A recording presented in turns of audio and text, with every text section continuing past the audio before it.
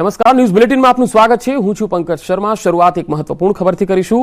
રાજ્યમાં બેવડી ઋતુનો અનુભવ થઈ રહ્યો છે। સવારે ઠંડી અને બપોર થતા ગરમીનો અહેસાસ થઈ રહ્યો છે।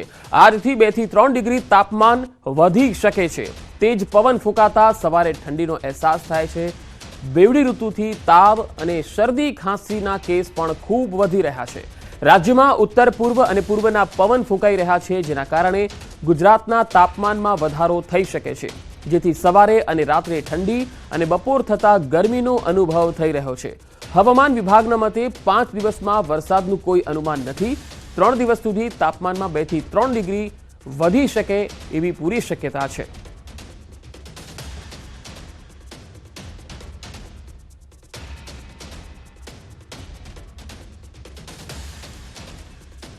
ગુજરાતવાસીઓ હવે ગરમી માટે થઈ જજો તૈયાર, કારણ કે હવે ગુજરાતના વાતાવરણમાં આવશે જોરદાર બદલાવ। આગાહીકાર અંબાલાલ પટેલે કરી છે મોટી આગાહી।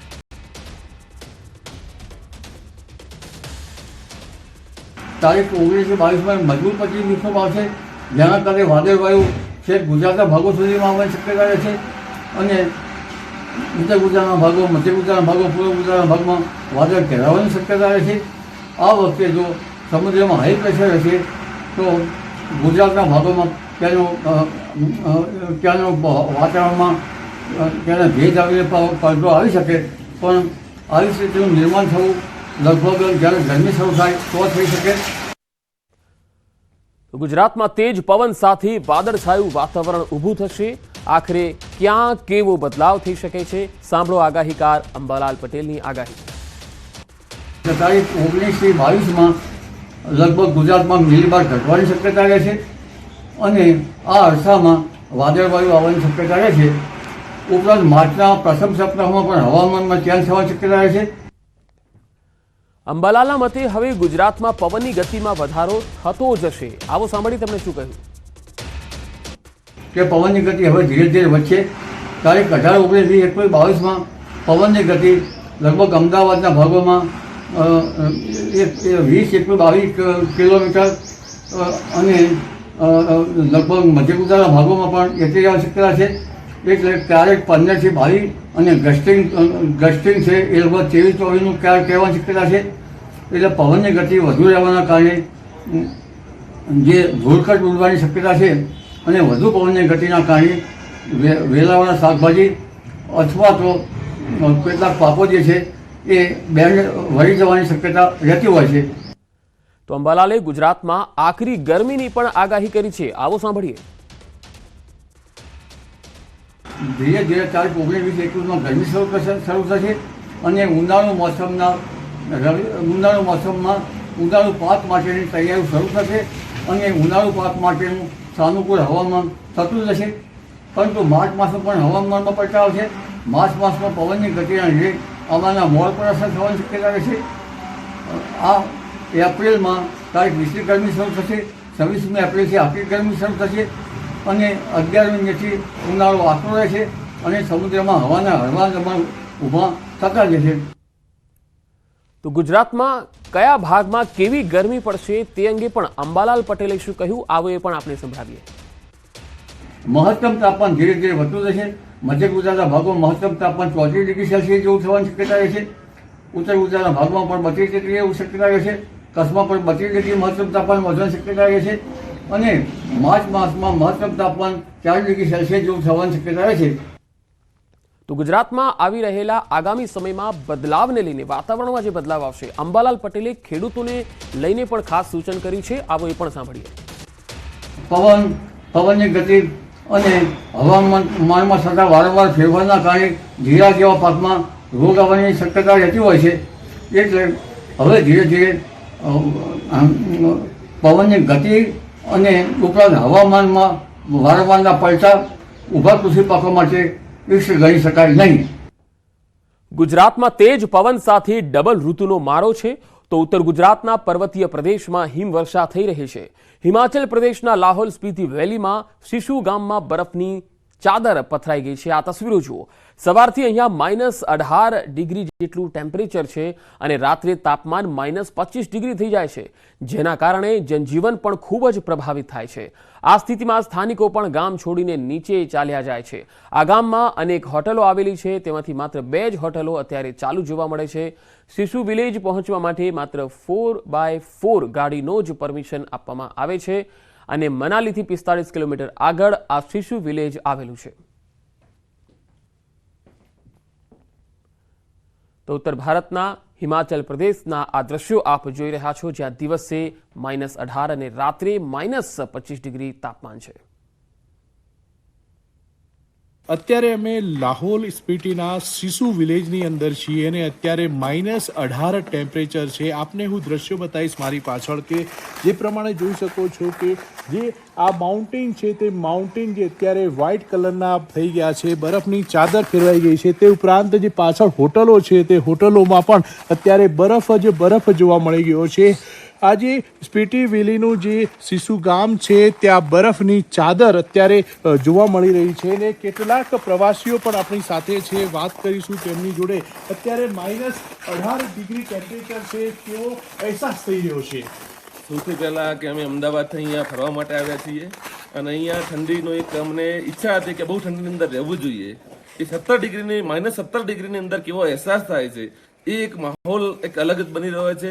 અત્યારે બાથરૂમની અંદર પણ જઈએ છીએ ત્યારે બાથરૂમના તમામ જે હોય છે પાઇપો નળો બધા બ્લોક થઈ ચૂક્યા છે અને સેપરેટ પાણી બીજી જગ્યાથી આપી રહ્યા છે।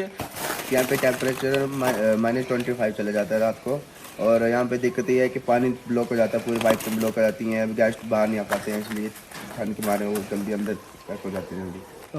આ હતા સ્થાનિક ભાઈ જે કહી રહ્યા છે કે અત્યારે જે આ જે શિશુ વિલેજ છે તેના સ્થાનિક લોકો જે છે તે અત્યારે વિલેજમાંથી નીચે નીકળી ગયેલા છે, કારણ કે અહીંયા રાત્રે જે છે -25 ડિગ્રી સેલ્સિયસ તાપમાન થઈ જાય છે અને અત્યારે સવારના પણ -18 સેલ્સિયસ તાપમાન છે અને આ લાહોલ સ્પીટીમાં આવે છે અને અહીંયા આ ગામની અંદર અનેક હોટલો આવેલી છે, પરંતુ માત્ર 2 જ હોટલો અત્યારે ચાલુ છે અને ઘણા ગાંઠિયા પ્રવાસીઓ જ અહીંયા જોવા મળી રહ્યા છે, કારણ કે ઠંડીને લીધે અહીંયા પ્રવાસીઓની હાલત પણ બહુ જ ખરાબ થઈ જાય છે। કિશોર તુવર, ન્યૂઝ 18 ગુજરાતી, હિમાચલ પ્રદેશ। આ તરફ હિમાચલ પ્રદેશના મનાલીના સોલગાંવ વેલીમાં સ્નોફોલ પછી બરફની ચાદર પથરાતા મોટી સંખ્યામાં પ્રવાસીઓ ઉમટી પડ્યા છે। આ તસવીરો જુઓ। પ્રવાસીઓ ઉમટી પડતા પહાડોમાં રોનક જોવા મળી રહી છે।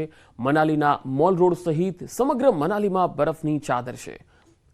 સોલાગ વેલીમાં પ્રવાસીઓ પણ સ્નો એક્ટિવિટી કરતા નજરે પડી રહ્યા છે।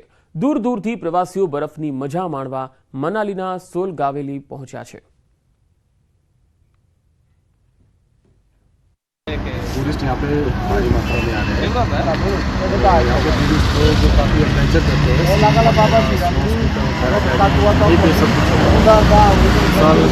अच्छी મનાલીના સોલાંગ વેલીમાં છીએ અને અહીંયા મોટી પ્રમાણમાં જે પ્રવાસીઓ છે તે બરફની મજા માણવા આવ્યા છે।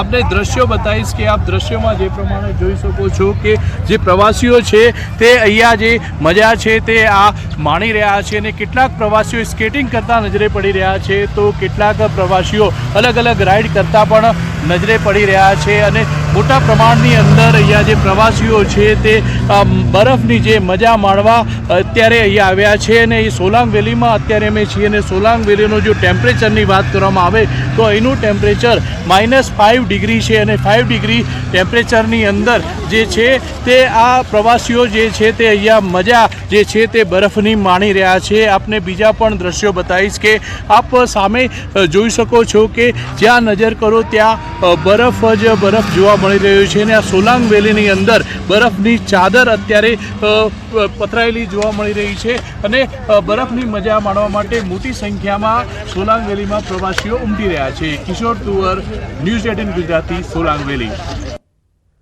અને હવે વાત કરીએ વાડીનાથમાં શિવધામની।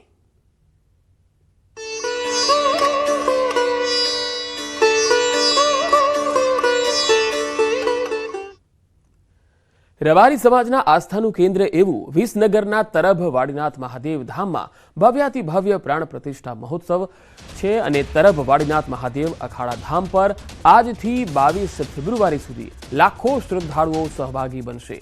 આજે ભવ્ય નગર યાત્રા સાથે કળશ યાત્રા અને કથા તથા સાંસ્કૃતિક કાર્યક્રમોનું આયોજન છે, જ્યારે રાત્રે સંત વાણીનું પણ કાર્યક્રમ યોજાનાર છે। प्रतिदिन 2 થી 3 लाख જેટલા ભક્તો આ કથામાં હાજરી આપે તેવી શક્યતા છે, ત્યારે આવનારા ભક્તો માટે તમામ તૈયારીઓ પણ પૂરી કરી લેવાઈ છે, જ્યાં હજારો સ્વયંસેવકો અવિરત સેવા બજાવશે। બીજી તરફ પોલીસ કર્મીઓએ પણ સુરક્ષાને લઈ સતર્ક બની ગયા છે। 7 દિવસ સુધી અનેકવિધ ધાર્મિક કાર્યક્રમોનું આયોજન કરાશે। 1100 કુંડી અતિરુદ્ર મહાયજ્ઞ પણ યોજવામાં આવશે। 22 ફેબ્રુઆરીએ પીએમ મોદી પ્રાણ પ્રતિષ્ઠામાં હાજરી આપશે।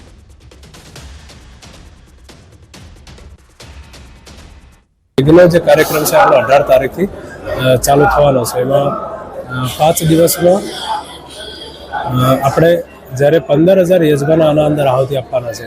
15,000 યજમાનો અલગ અલગ જિલ્લાઓમાંથી આવવાના છે। જ્યારે આપણે આખા ગુજરાતમાં પરિભ્રમણ કરીને યાત્રા કરી એમાં અલગ અલગ જિલ્લાના આપણે યજમાનો બનાવ્યા હતા, એટલે બધા જ જિલ્લાના યજમાનો આ યજ્ઞનો પણ લાભ લેવાના છે અને આ પણ એક વર્લ્ડ રેકોર્ડ, વિશ્વ રેકોર્ડ થશે। યાત્રાધામ અંબાજીમાં ગબ્બર પરિક્રમા મહોત્સવનો આજે 5મો અને અંતિમ દિવસ છે। આજે ગબ્બર પરિક્રમા મહોત્સવમાં મંત્રોત્સવ અને પુષ્પવૃષ્ટિના કાર્યક્રમનું આયોજન થશે। ઉપરાંત સંસ્કૃતમાં અંતાક્ષરીનું પણ આયોજન કરવામાં આવશે। ગબ્બર પરિક્રમામાં સીએમ ભૂપેન્દ્ર પટેલ સહિત આખું મંત્રીમંડળ પહોંચ્યું હતું। વિધાનસભા અધ્યક્ષ, ધારાસભ્યો અને તમામ મંત્રીઓ એક સાથે મા અંબાના આશીર્વાદ લેવા પહોંચ્યા હતા। તમામ મંત્રીઓએ 51 શક્તિપીઠમાં દર્શન કરીને આરતી પણ ઉતારી હતી।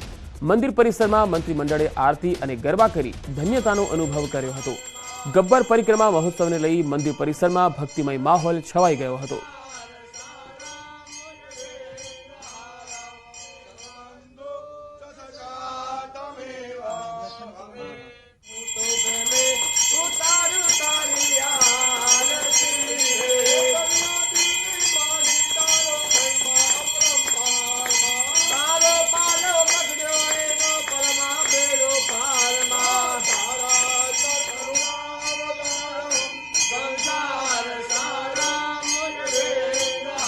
આજે માનનીય મુખ્યમંત્રીશ્રીનો અમે આભાર માનીશું કે એમણે તમામ ધારાસભ્યશ્રીઓ સહિત બધાને અહીંયા આવવા માટેની વ્યવસ્થા કરી અને સ્વયં પોતે પણ ઉપસ્થિત રહ્યા। આખું મંત્રીમંડળ, માન્ય ધારાસભ્યશ્રીઓ, પત્રકાર મિત્રો સહિત આ ટ્રાઇબલ બેલ્ટ, ખાસ કરીને દાંતા વિસ્તાર, ડુંગરાળ પ્રદેશ, એની અંદર શ્રદ્ધાળુઓ આવે, ભક્તો આવે, ટુરિસ્ટો આવે અને અહીંના લોકોને રોજગારીની તક પણ ઘણી બધી ઊભી થાય।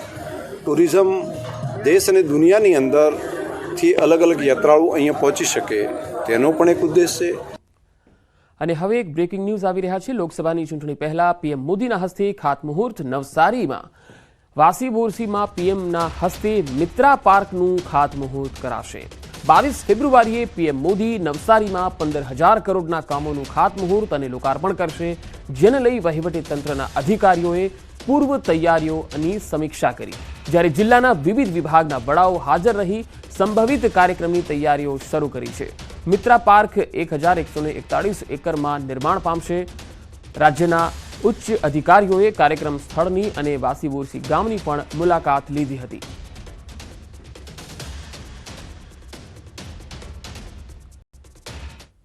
અમદાવાદમાં ફૂડ વિભાગ એક્શન મોડમાં આવી ગયું છે। એએમસીના ફૂડ વિભાગે કાર્યવાહી કરી પ્રહલાદનગરમાં ઘી ગુડ રેસ્ટોરન્ટ સીલ કરી દેવાયું છે। રેસ્ટોરન્ટમાંથી અખાદ્ય પદાર્થો મળી આવ્યા। પાણીપુરી માટે ઉપયોગમાં લેવાતું પાણીનો જે નમૂનો છે એ પણ ફેલ થઈ ગયો। સેવ ખમણી, મીઠી ચટણીના સેમ્પલ પણ લેવામાં આવ્યા। મણિનગરના જલારામ પરોઠા હાઉસને પણ નોટિસ અપાઈ છે। ફૂડ સેફ્ટીના નિયમનું પાલન કરવા ક્લોઝર નોટિસ આપવામાં આવી। શંકાસ્પદ દાળ અને મંચુરિયનના નમૂના લેવામાં આવ્યા। મણિનગરની રિયલ પેપ્રિકાને 15,000નો દંડ આપવામાં આવ્યો છે। શંકાસ્પદ ગાર્લિક પેસ્ટના નમૂના લેવામાં આવ્યા। તો બોડકદેવના અંકલ ડોનલ્ડ પિઝાને પણ નોટિસ આપવામાં આવી છે। નોટિસ આપીને 15,000નો દંડ ફટકાર્યો છે। વધુ માહિતી સાથે સંવાદદાતા અમદાવાદથી પ્રણવ પટેલ જોડાયા છે। પ્રણવ, કુલ કેટલા એકમોને નોટિસ અને દંડની કાર્યવાહી કરવામાં આવી? પંકજ, ચોક્કસ મ્યુનિસિપલ કમિશનર એમ થનરાસને ગઈકાલે પોતાની રિવ્યુ કમિટી બેઠકમાં આરોગ્ય વિભાગના અધિકારીનો ઉતરો લીધો હતો અધિકારીઓને કડક સૂચના આપી હતી કે હેલ્થને લઈને કોઈ પણ પ્રકારની બાંધછોડ કરવામાં ના આવે. તે અંતર્ગત જ ગઈકાલે જ મહાનગરપાલિકાનો ફૂડ વિભાગ દ્વારા સપાટો બોલાવવામાં આવ્યો છે. શહેરના અલગ અલગ ઝોનની અંદર કામગીરી હાથ ધરાઈ છે. તેની અંદર અમદાવાદ શહેરની પ્રસિદ્ધ ઘી ગોળ જે રેસ્ટોરન્ટ છે એ પ્રહલાદનગર 4 રસ્તા ઉપર આવેલી છે, તેનું જે અનહાઇજેનિકતા જોવા મળતી રેસ્ટોરન્ટની અંદર. કિચનની અંદર પણ જે પાણીપુરીનું જે પાણી હતું તેમાં પણ તે લોકોએ જે ગુણવત્તાયુક્ત ન જોવા મળતા આખરે અનહાઇજેનિકના અભાવના કારણે રેસ્ટોરન્ટને સીલ કરી હતી. તો સાથે જ સેવ ખમણી અને મીઠી ચટણીના સેમ્પલ પણ ઘી ગોળ રેસ્ટોરન્ટમાંથી લેવામાં આવ્યા હતા. ત્યારબાદ મણિનગર જવાહર ચોક પાસે આવેલી જે જલારામ પરાઠા હાઉસ છે તેને નોટિસ આપવામાં આવી હતી. ત્યાંથી શંકાસ્પદ દાળ અને મંચુરિયન્સના નમૂના છે તે લેબ ખાતે મોકલવામાં આવ્યા છે અને સાથે જ ફૂડ સેફ્ટી નિયમ અંતર્ગત તેઓને ક્લોઝર નોટિસ પણ આપવામાં આવી છે. એ જ રીતે વડગદેવમાં આવેલું અંકલ ડોનાલ્ડ પિઝા તેને પણ નોટિસ આપવામાં આવી છે. 15,000નો દંડ ફટકારવામાં આવ્યો છે. એ જ રીતે મણિનગર 4 રસ્તા ઉપર આવેલી રિયલ પેપ્રિકા ને પણ 15,000નો દંડ ફટકારવામાં આવ્યો છે અને સાથે જ શંકાસ્પદ ગાર્લિક પેસ્ટના જે નમૂના છે તે લેવામાં આવ્યા છે. એટલે મહત્વનું કહી શકાય કે ગઈકાલે 4 જેટલી મુખ્ય જે મોટી રેસ્ટોરન્ટ છે, જે પિઝા હાઉસો છે, તેની અંદર મહાનગરપાલિકાના ફૂડ વિભાગે દરોડા પાડ્યા હતા, ચેકિંગ હાથ ધર્યું હતું. તે દરમિયાન અનહાઇજેનિક જતા ઘી ગોળને સીલ કરાઈ છે અને સાથે જ પરોઠા હાઉસને નોટિસ અપાઈ છે. વડોદરાના અંકલ ડોનાલ્ડને પણ નોટિસ અપાઈ છે અને એ જ રીતે રિયલ પેપ્રિકાને પણ 15,000નો દંડ સાથે નોટિસ આપવામાં આવી છે. જી પ્રણવ, આભાર સમગ્ર માહિતી આપવા માટે. આગળ વધુ સમાચારો પર નજર કરીશું. હાલ રોકાઈશું એક બ્રેક માટે.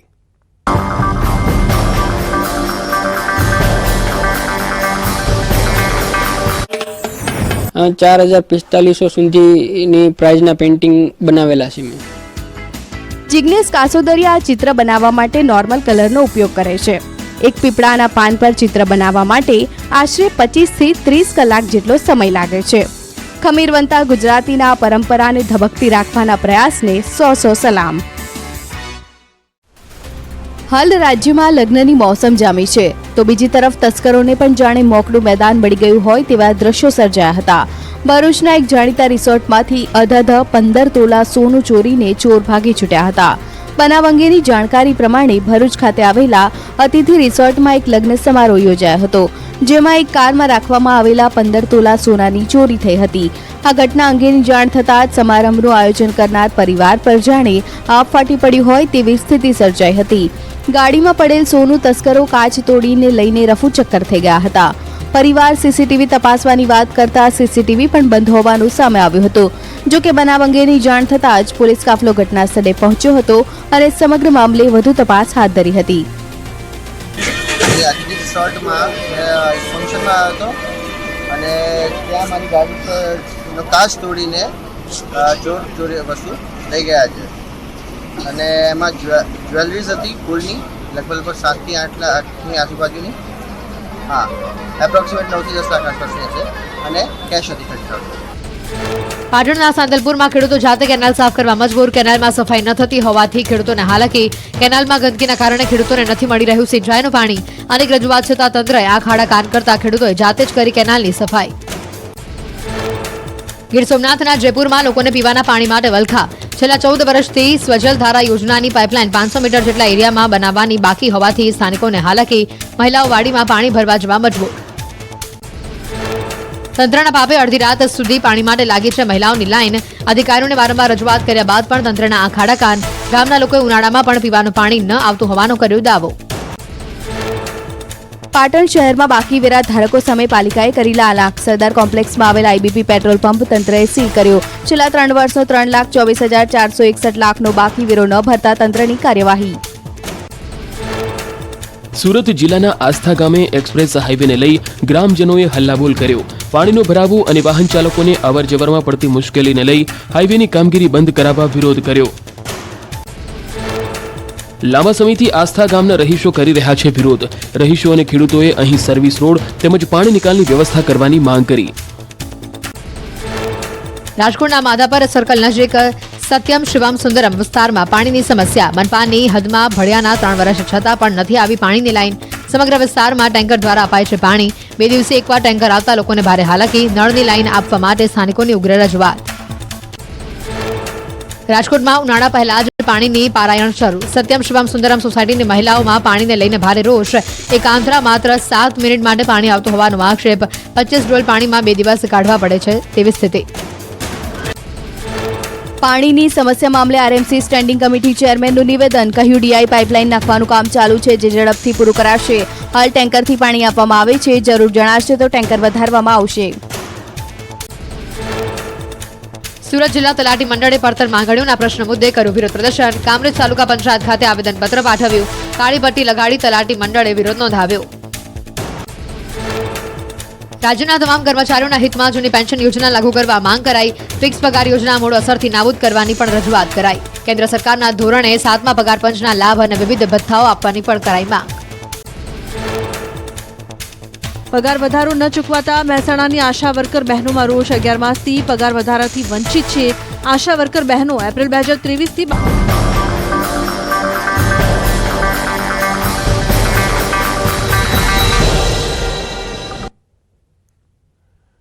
બ્રેક બાદ સમાચારોમાં આગળ વધીએ. આપ પાર્ટી તરફથી ગુજરાતની 2 બેઠક ભરૂચ અને ભાવનગરના ઉમેદવારોની જાહેરાત કરવામાં આવી હતી.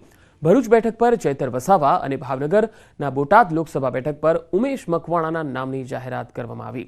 ઉમેશ મકવાણા બોટાદ પહોંચતા તેમનું ઢોલ નગારા સાથે સ્વાગત થયું.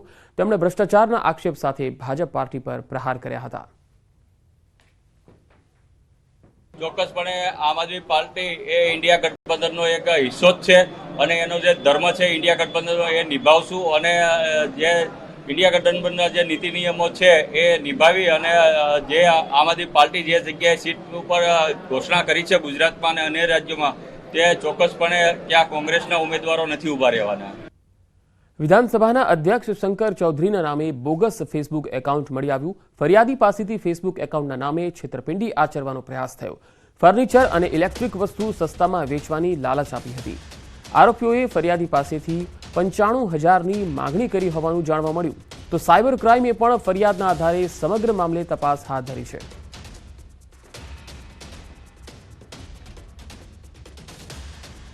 ખેડાના માતરના વાલોત્રી ગામે 2 જૂથ વચ્ચે કોઈ કારણોસર ભારે ઘર્ષણ થયું. એક જ કોમના 2 ટોળા સામસામે લાકડીઓ લઈને ફરી વળ્યા હતા. જૂથ અથડામણમાં અનેક લોકો ઇજાગ્રસ્ત થયા, જેમને લિંબાસીની ખાનગી અને સરકારી હોસ્પિટલમાં ખસેડાયા છે. હાલમાં લિંબાસી પોલીસ ઘટના સ્થળે પહોંચી મામલો થાળે પાડ્યો છે.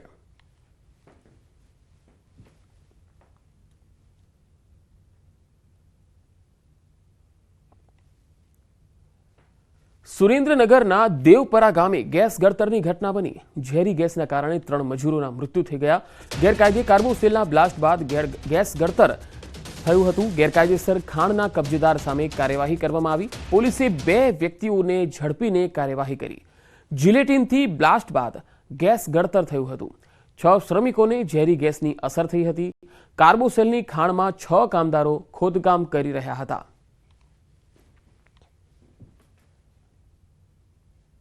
આરોપીઓ છે તે મૂળી તાલુકાના જ રામપરા ગામના 2 ઈસમો છે, જેમને પોલીસે અત્યારે હાલ ડિટેન કરેલા છે.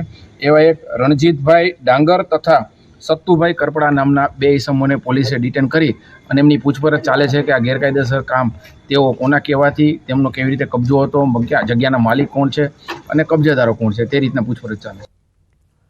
વડોદરામાં નશાના વ્યાપારનો પર્દાફાશ થયો. બાજવા રેલવે સ્ટેશન પાસે એસઓજીએ દરોડા પાડ્યા. નશાકારક સિરપનું ગોડાઉન પકડાયું છે. ગોડાઉનમાંથી મોટી માત્રામાં સિરપનો જથ્થો મળી આવ્યો. એસઓજીએ સિરપની 367 પેટી કબજે કરી લીધી. પેટીમાંથી 4,400 કપ સિરપની બોટલ મળી આવી. ગેરકાયદે ચાલતા કપ સિરપના ગોડાઉનને સીલ કરી દેવાયું. એસઓજી દ્વારા ગોડાઉન માલિકની શોધખોળ ચાલી રહી છે.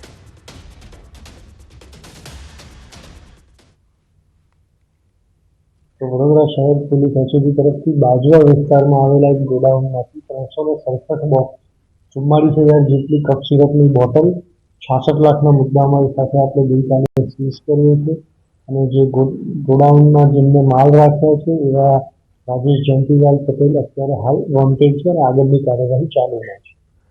તો આ બુલેટિનમાં અત્યારે આટલું જ. નમસ્કાર.